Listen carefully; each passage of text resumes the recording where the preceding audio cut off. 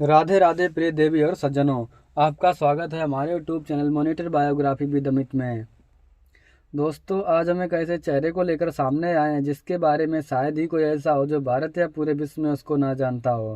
Gangster Lawrence Bishnoi. आइए आज इनके जीवन परिचय पर थोड़ा सा प्रकाश डालते हैं। 12 फरवरी 1993 एक भारतीय गैंगस्टर हैं जो 2014 से जेल में बंद हैं।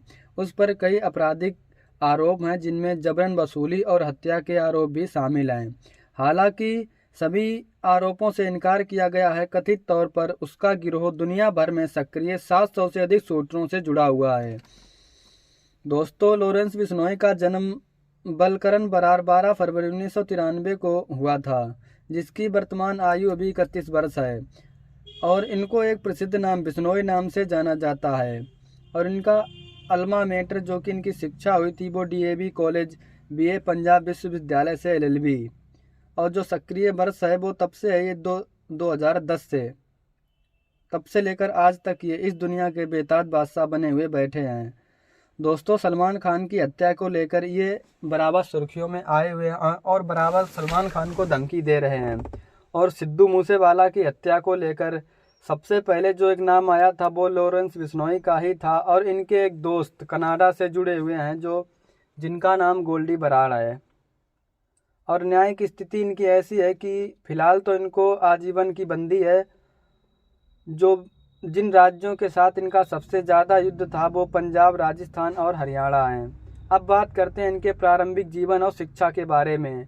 लॉरेंस बिश्नोई का जन्म बलकरन के रूप में 12 फरवरी 1993 को पंजाब के फाजिल्का जिले के दुतारावली नामक गांव में हुआ था। उनके पिता हरियाणा पुलिस में एक पूर्व कांस्टेबल थे। पिताजी एक पूर्व कांस्टेबल होने के साथ ही इन्होंने एक पुलिस के साथ 1997 में पुलिस बल को छोड़ दिया और खेती करना शुरू कर दिया। बिश्नोई ने अपनी प्रारंभिक शिक्षा पंजाब के अबोहर में पूरी की। 2010 में डीएवी कॉलेज में पढ़ने के लिए चंडीगढ़ चले गए। 2011 में पंजाब विश्वविद्यालय में अध्ययन करते समय बिश्नोई पंजाब विश्वविद्यालय कैंपस छात्र परिषद में शामिल होकर छात्र राजनीति में सक्रिय रूप से शामिल हो गए। इस दौरान उन्होंने गोल्डी बराड़ के साथ घनिष्ठ संबंध बनाए जो बाद में एक कुख्यात गैंगस्टर बन गया। दोनों विश्वविद्यालय की राजनीति में तेजी से शामिल हो गए।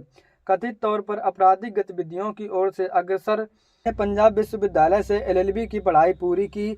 उन्होंने अपना नाम बदलकर लॉरेंस रख लिया, जो ब्रिटिश शिक्षाविद और प्रशासक Henry Lawrence the Lawrence school Sanawar के संस्थापक थे।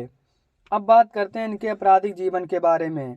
बिश्नोई का आपराधिक करियर चंडीगढ़ में 2010 से 2012 के बीच में शुरू हुआ था, जहां उनके खिलाफ हत्या के प्रयास, अतिक्रमण, हमला और डकैती के लिए कई प्रथम सूचना रिपोर्ट एफआईआर दर्ज की गईं।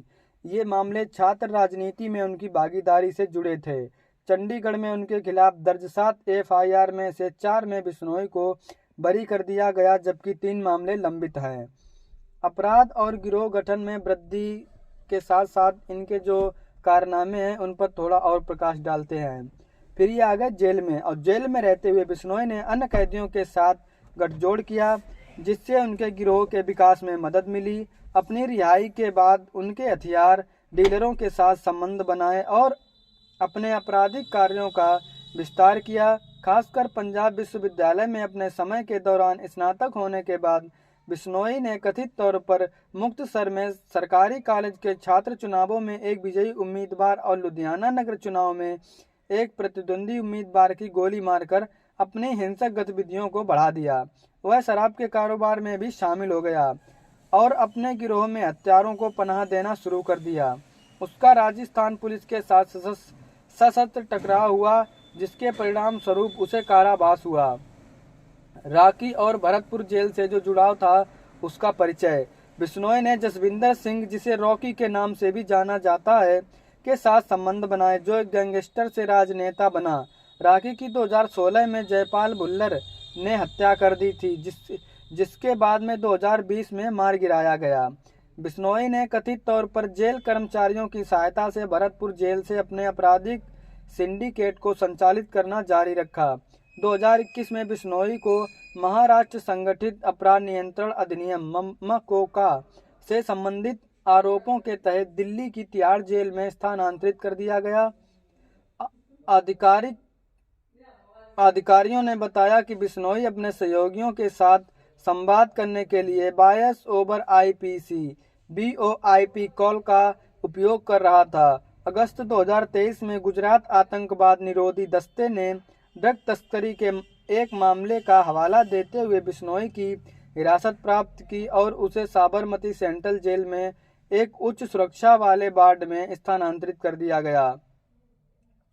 अब बात करते हैं इनके कुछ हाई प्रोफाइल मामलों के बारे में, जैसे कि सलमान खान को धमकी देना, जो कि आज बहुत तेजी से सोशल मीडिया पर वायरल हो रहा है। 2018 में बिश्नोई के सहयोगी संपत नेहरा ने सलमान खान पर हमला करने का प्रयास किया, जो काला हिरन शिकार के मामले से जुड़ा था, क्योंकि बिश्नोई गिरोह काला हिरन को पवित्र मानता है। अब बिश्नोई ने बाद में खान के खिलाफ सीधी धमकी जारी की, जिसमें कहा गया कि खान को जोधपुर में मार दिया जाएगा। नवंबर 2023 में बिश्नोई ने सलमान खान के साथ एक कथित संबंधों के कारण अभिनेता गायक गिप्पी ग्रेवाल के घर पर गोलीबारी की जिम्मेदारी ली। ग्रेवाल ने खान के साथ किसी भी तरह की दोस्ती से इनकार कर दिया। 29 मई 2022 को पंजाब के मानसा में पंजाबी गायक सिद्धू मूसेवाला की हत्या कर दी गई। बिश्नोई के सहयोगी गोल्डी बराड़ ने बिश्नोई के साथ मिलकर हत्या की साजिश रचने की जिम्मेदारी ली। उस समय बिश्नोई तिहाड़ जेल में हिरासत में था, लेकिन पुलिस ने उसके गिरोह की गोलीबारी से जोड़ा। हत्या के बाद बिश्नोई ने दिल्ली उच्च न्यायालय में एक याचिका दायर कर पंजाब पुलिस द्वारा संभावित फर्जी मुठभेड़ से सुरक्षा का अनुरोध किया। बाद में उन्होंने दिल्ली उच्च न्यायालय और पंजाब एवं हरियाणा उच्च न्यायालय दोनों से अपनी याचिकाएं वापस ले लीं।